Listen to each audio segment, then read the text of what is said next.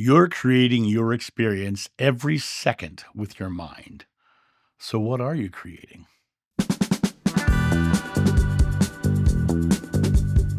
Hey guys, it's John sitting here in my studio having a great day.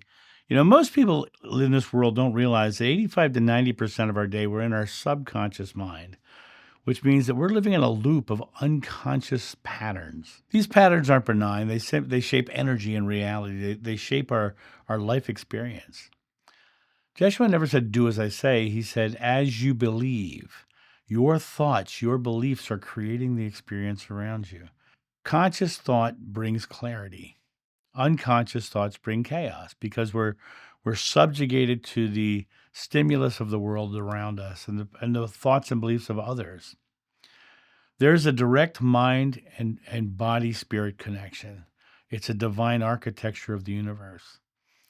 The mind is steering the outcome. The mind is your steering wheel. The soul is the engine, the power within you, the divinity, the soul being the divinity within you, the kingdom of heaven within you. Your thoughts are the language that your spirit uses to shape matter. In the beginning is the Word, and the Word was with God. The Word was God. Your words, your thoughts, your beliefs are going out to God, which is the source, and we are created in God's image. This world that we're living in is an expression of God's image that He is reflecting our beliefs back to us.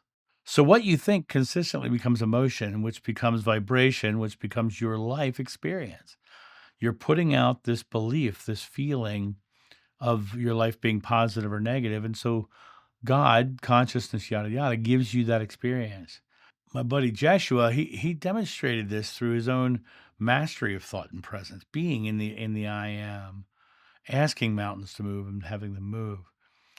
The spiritual implication of mental habits, though, is tough because we have these habits and we think that the struggles of our lives are things to overcome or to grow from, and oftentimes because we get so focused on the struggles, we begin to think we're not good enough.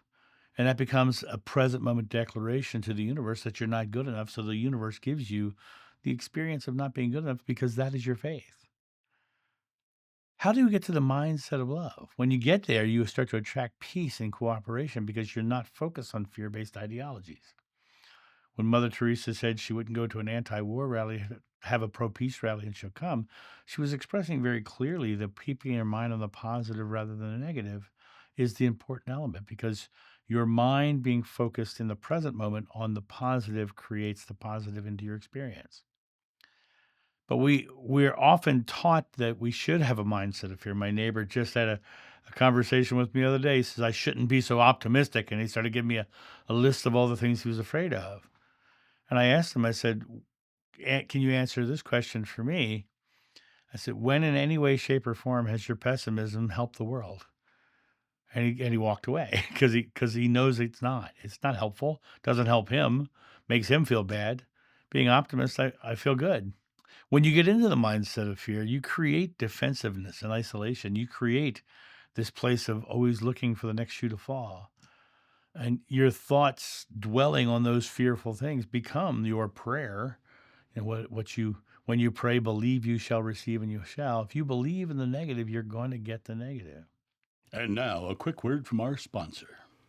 Coffee Time with John.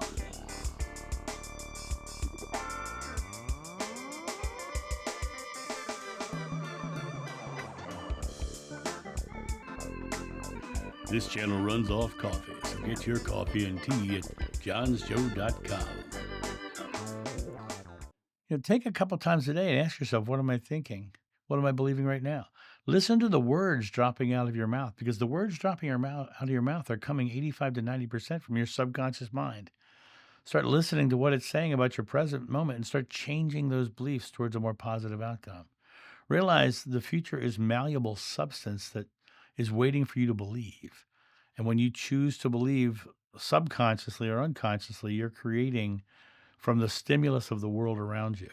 And so if you're surrounded by fearful people, you'll begin to believe like them, unless you choose to believe in another way, a more positive way, an optimistic way. You know, Start your morning before you get into the stimulus of the world, deciding today is going to be a day of love. How can I align with love today? How can I be more loving today? How can I express love into the world today? If you have a hard time keeping your mind clear, start writing it down. How can I be more loving today? And just journal the things that you can do, and then start making checklists and check them off. The more of those things you check off that list, the more you'll see results. And the more results you see, the more you'll believe it. The more belief you have, the more you'll see more of it. And then they'll tell two friends, and they'll tell two friends, and so on and so on. um, the pattern repeats itself and grows exponentially as your faith grows, as your belief grows. I used to say when I was a corporate speaker to be an action hero, not a reaction zero. To be in reaction mode is to be subject to the stimulus that's coming in, to decide whether you have to fight it or run away from it. The fight or flight, the natural reaction process. When you shut off that response first by simply exhaling, shutting off the fear-based reaction by exhaling, letting the air out and relaxing your body, you have the ability to make a new choice with a clearer mind. If you hear yourself saying, I'm afraid, realize number one, I'm is God's nickname. Whatever you ask in God's name is granted. I'm afraid is I am afraid. I am feeling fear. I choose peace. I choose love. I am love. People ask me my religion all the time.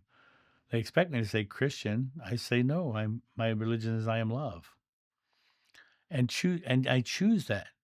When I see myself, I feel myself getting fearful in any way, I exhale. I come back to that moment of realizing that I am the one creating my experience. You know, if you need to create a habit of some kind, the first habit I highly suggest is simply exhaling. Before answering anything, exhale. People say, why'd you pause? And you say, because I needed to exhale. And they'll say, well, why? Well, their questioning is about the fear-based ideologies that they're struggling with. You go, because I wanted to make sure I could help you in the best way. And you respond in a loving way. Whatever's coming, whatever stimulus coming at you, don't judge it. Listen to it and go, well, why is that making me feel this way? Where's the fear here? And then release the fear or help them release their fear. Choose to be aligned with love. Choose to be creation.